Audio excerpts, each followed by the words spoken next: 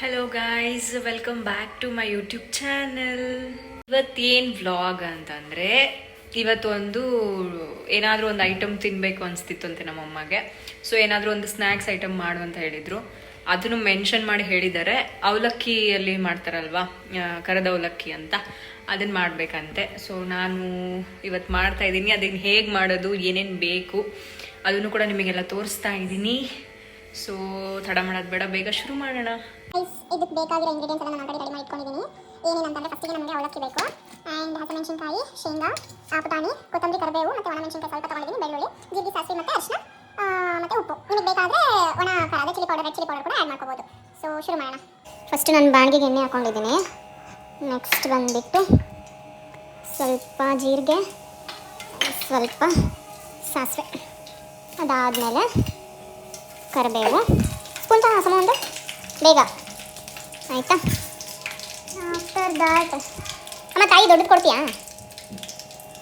ಅಲ್ಲಿದೆ ನೋಡು. ಇದು ಸ್ವಲ್ಪ ಫ್ರೈ ಆಗಬೇಕು.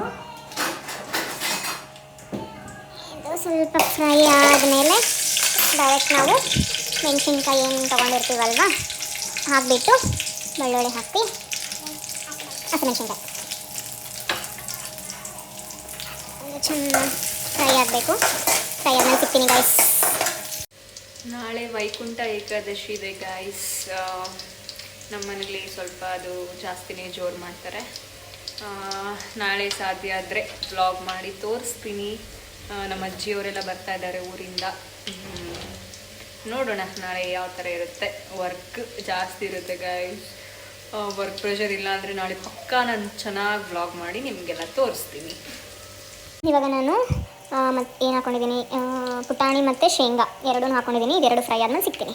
ನಿಮಗೆ ಬೇಕು ಅಂದರೆ ನೀವು ರೆಡ್ ಚಿಲ್ಲಿ ಪೌಡರ್ನು ಹಾಕ್ಬೋದು. ನನಗೆ ಹಸಿಮೆಣ್ಸಿನ್ಕಾಯಿ ಹಾಕಿದ್ದೀನಲ್ಲ, ಅದು ತುಂಬ ಖಾರ ಇದೆ.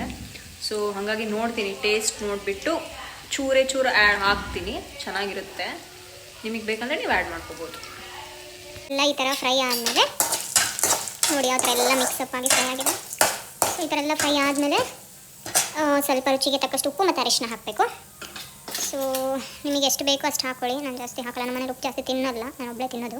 ನನಗೆ ಏನಾದರೂ ಪ್ಲೇಟಲ್ಲಿ ಇರಲಿ, ಸೈಡಿಗೆ ಉಪ್ಪಿರಬೇಕು ಗೈಸ್. ಇಷ್ಟೇ ಸಾಕು. ನಮ್ಮ ಮನೇಲಿ ಉಪ್ಪು ಜಾಸ್ತಿ ಆದರೆ ಬೈತಾರೆ. ಸ್ವಲ್ಪ ಅರಿಶಿನ, ಓಕೆ. ಮತ್ತೆ ಸಿಗ್ತೀನಿ ಗೈಸ್. ಇಷ್ಟಾದಮೇಲೆ ನಾನು ಅವಲಕ್ಕಿಯನ್ನು ಆ್ಯಡ್ ಮಾಡ್ತಾಯಿದ್ದೀನಿ. ಇದಕ್ಕೆ ಎಷ್ಟು ಬೇಕಷ್ಟು ಆ್ಯಡ್ ಮಾಡ್ಕೊಳ್ಳಿ. ಇದು ಎಲ್ಲ ಚೆನ್ನಾಗಿ ಮಿಕ್ಸ್ ಆಗಬೇಕು ಮಸಾಲ ಜೊತೆ. ನೋಡಿ, ನೋಡೋಕ್ಕೆ ಎಷ್ಟು ಕಲರ್ಫುಲ್ಲಾಗಿ ಕಾಣಿಸ್ತಿದೆ. ಟೇಸ್ಟ್ ನೋಡೋಣ ಹೇಗಿದೆ ಅಂತ. ಫಸ್ಟ್ ಒಂದು ಪ್ಲೇಟಿಗೆ ಸರ್ವ್ ಮಾಡಿಬಿಟ್ಟು ಸಿಗ್ತೀನಿ. ರೆಡಿ ಆಗಿದೆ. ನಮ್ಮಮ್ಮ ಕೊಡ್ತೀನಿ ಇವಾಗ. ಅವ್ರು ತಿಂದ್ಬಿಟ್ಟು ಹೇಗಿದೆ ಅಂತ ಹೇಳ್ತಾರೆ. ಓಕೆನಾ? ನೋಡಿ ಎಷ್ಟು ಚೆನ್ನಾಗಿ ಕಾಣಿಸ್ತಿದೆ. ತುಂಬ ಚೆನ್ನಾಗಿರುತ್ತೆ. ಟ್ರೈ ಮಾಡಿ ನೋಡಿ ಮನೇಲಿ ಒಂದ್ಸರ್ತಿ, ಓಕೆನಾ? ನಾನು ಮಾಡಿದೆ, ತುಂಬ ಚೆನ್ನಾಗಾಗಿದೆ ಅಂತ ಹೇಳಿದರು. ಎಲ್ಲರೂ ತಿಂತಾ ಇದ್ದಾರೆ. ಸೊ ಏನೋ ಒಂಥರ ಚೆನ್ನಾಗಿ ಅನಿಸುತ್ತೆ ಗೈಸ್, ಈ ಥರ ದಿನ ಒಂದೊಂದು ಐಟಮ್ ಮಾಡ್ಕೊಂಡು ತಿನ್ನೋಕ್ಕೆ. ಓಕೆ, ನೆಕ್ಸ್ಟ್ ಟೈಮಿಂದ ಡೈಲಿ ಒಂದೊಂದು ವ್ಲಾಗ್ಸ್, ಕುಕ್ಕಿಂಗ್ ವ್ಲಾಗ್ಸು ಮಾಡೋಕ್ಕೆ ಟ್ರೈ ಮಾಡ್ತೀನಿ. ನನಗೆ ಆಲ್ಮೋಸ್ಟ್ ಎಲ್ಲ ಥರ ಅಡುಗೆ ಬರುತ್ತೆ. ಸೊ ಮೇನೇ ರೊಟ್ಟಿ ಚಪಾತಿ. ನೀವು ಅದನ್ನು ನೋಡಿ ನಾನು ಮಾಡೋದು ಹೆಂಗೆ ಮಾಡ್ತೀನಿ ಏನು ಅಂತ ನೆಕ್ಸ್ಟ್ ವೀಡಿಯೋದಲ್ಲಿ ಅದನ್ನು ತೋರಿಸ್ಕೊಡ್ತೀನಿ. ಎಷ್ಟೋ ಜನಕ್ಕೆ ಪಾಪ ರೊಟ್ಟಿನೇ ಮಾಡೋಕ್ಕೆ ಬರಲ್ಲ, ಅದರಲ್ಲಿ ನಾನು ಎಕ್ಸ್ಪರ್ಟ್. ತಿಂತಾ ಇದ್ದಾಳೆ. ಹೆಂಗಿದೆ? ಚೆನ್ನಾಗಿದೆನಾ?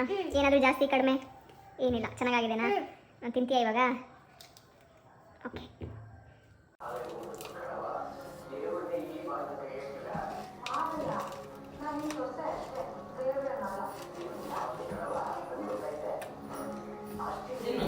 ಟ್ರೈ ಮಾಡಿ ಎಲ್ಲರೂ, ಸೂಪರ್ ಇದೆ, ಪ್ರಾಮಿಸ್.